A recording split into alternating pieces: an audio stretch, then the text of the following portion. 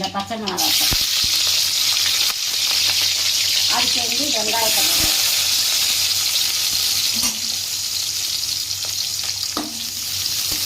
கொஞ்சம் வதங்கின பின்னாடி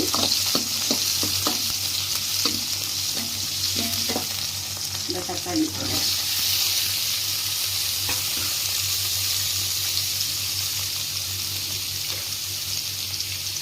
மீடியமாக கொஞ்சம் உப்புகள் அதில் போட்டால் கொஞ்சம் வெந்துடும். 3 1/2 நேரம் மூடி வச்சிடும். 1/2 நேரத்துக்கு மூடி வச்சிருங்க.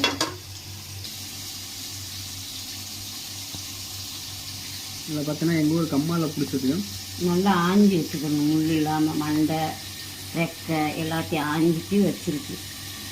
நம்ம வந்து க்ளீன் பண்ணி வச்சுருக்காங்க. நம்ம மற்ற எல்லாமே வெந்த பின்னாடி இதை ஒரு அலசி அப்படியே போட்டுருவாங்க. பார்த்தா உங்களுக்கே தெரியும்.